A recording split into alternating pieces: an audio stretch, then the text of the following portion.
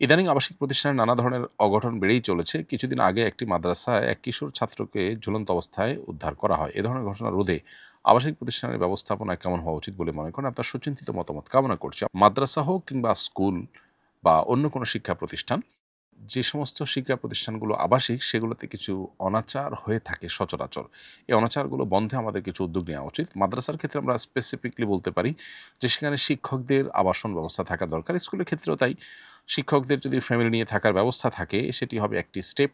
আবার নির্দিষ্ট সময়ের পর নির্দিষ্ট বিরতির পর শিক্ষকদের ছুটি ছাটার সুযোগ থাকতে হবে। মাসের পর মাস তারা ছুটিতে যাওয়ার সুযোগ পাবে না। তারা ক্রেজি হয়ে উঠবে। এর ফলে দেখা যায় যে ফিজিক্যাল টর্চার শাসনের নামে টিচার অনেক সময় পড়ে বসেন।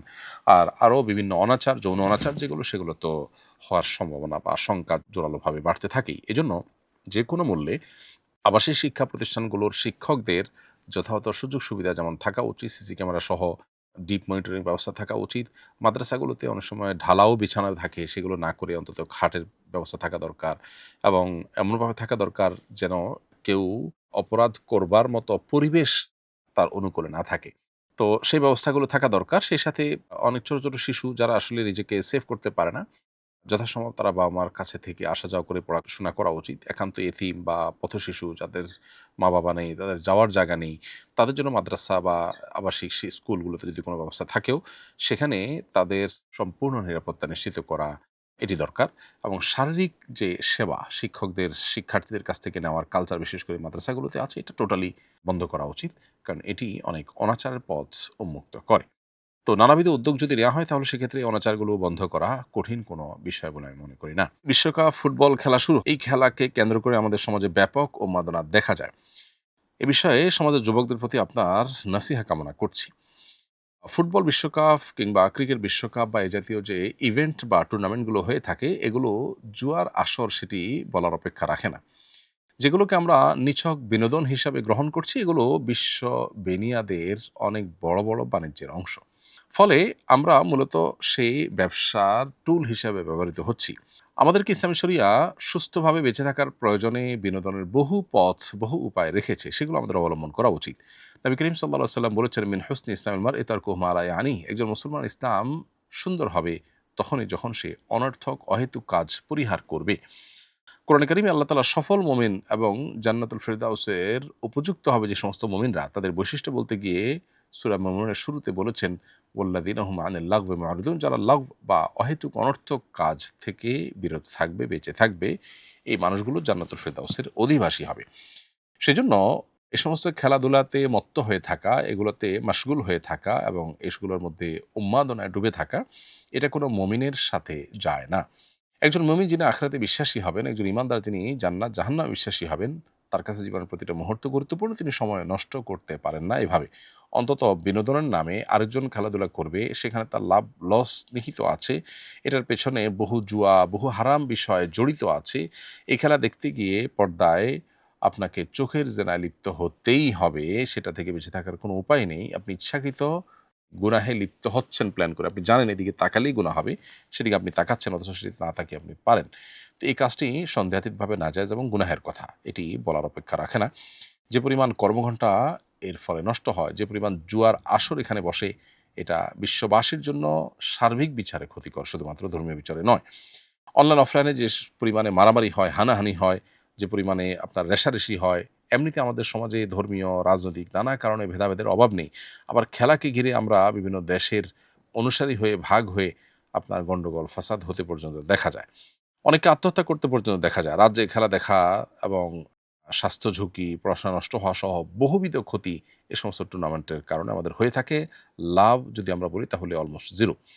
পরিবার এবং বন্ধু মহলের সম্পর্ক পর্যন্ত এগুলোর কারণে নষ্ট হয়। এজন্য বিশ্বকাপ ফুটবল হোক, ক্রিকেট হোক বা এই জাতীয় ইভেন্ট হোক, এগুলোকে এভয়েড করার বা এগুলোকে পরিত্যাগ করার এজন্য মানসিকতা আমাদের মধ্যে তৈরি করতে হবে এবং একজন ইমানদার তার জীবনের প্রতিটা মুহূর্তকে অর্থবহ করবার চেষ্টা করবেন। তিনি অনর্থক কাজে তার জীবন, যৌবন, সময় নষ্ট করবেন না।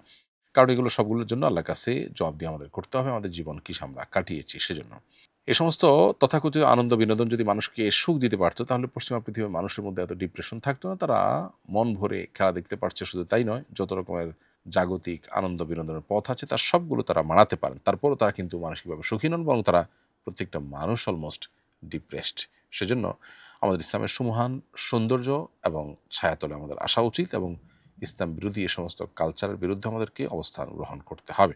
কেউ কোনো অপরাধ করলে তাকে সংশোধন করার জন্য সামাজিকভাবে বয়কট করা শরীয়ত সম্মত কিনা? কেউ কোনো অপরাধ করলে অপরাধ এবং অপরাধীর প্রতি ঘৃণা থাকা এটা আমাদের ইমানের দাবি।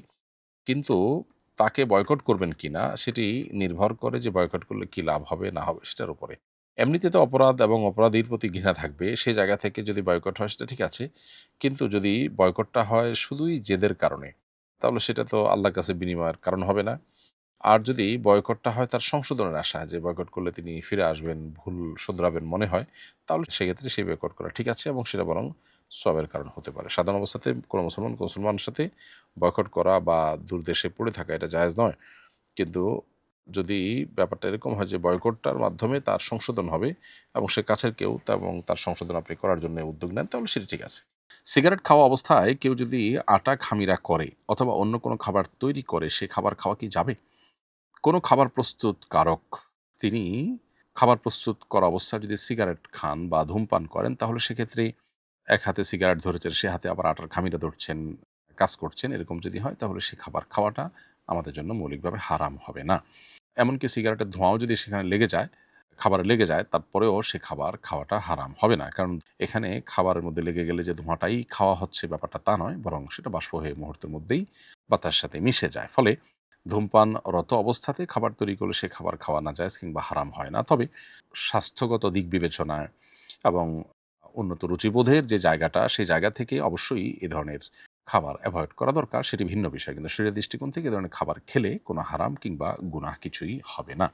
আমার স্ত্রী আমাদের বাড়িতে আসে না, না আসার যৌক্তিক কারণ নেই। তার ইচ্ছা সে তার বাবার বাড়িতেই থাকবে। সে যদি না থাকে তাহলে তার ভরণ-পোষণ কি দিতে হবে? আপনার স্ত্রী যদি আপনার বাড়িতে না আসে তাহলে সেক্ষেত্রে তার ভরণ-পোষণ আপনি দিতে বাধ্য নন।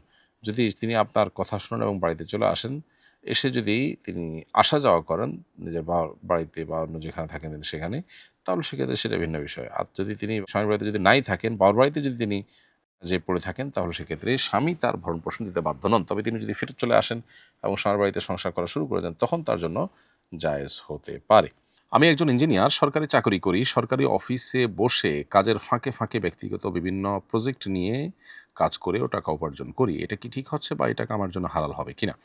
আপনি সরকারি হোক আর বেসরকারি হোক, যেকোনো অফিসে যখন জব করবেন, সেখানে যে নির্দিষ্ট আপনার কর্মঘণ্টা নির্ধারিত হবে, সে সময়ের মধ্যে আপনার অফিসের কাজই আপনাকে করতে হবে। সেই কাজের বাইরে যদি আপনি ব্যক্তিগত কোনো কাজ করেন, সেটা হবে নাজায়েজ এবং আপনার জন্য সেই কাজের মাধ্যমে যে উপার্জন করবেন, সেটি হারাম হবে। সেজন্য অফিসিয়াল কাজের বাইরে ব্যক্তিগত বা অন্য কোনো কাজ অফিস টাইমে করা মোটেও বিধেয় নয়, মোটেও জায়েজ নয়। এজন্য একজন মুসলিম হিসেবে আমরা এই ব্যাপারগুলোতে খুব বেশি সতর্ক থাকতে হবে, কারণ এর সাথে আমাদের উপার্জনের হালাল হারাম হওয়ার সম্পর্ক রয়েছে এবং যার সাথে আমাদের দোয়া কবুল হওয়া, ইবাদত কবুল হওয়ার মতো বিষয় কিন্তু জড়িত। আসুন্নাহ ফাউন্ডেশন, উম্মার স্বার্থে সুন্নাহর সাথে।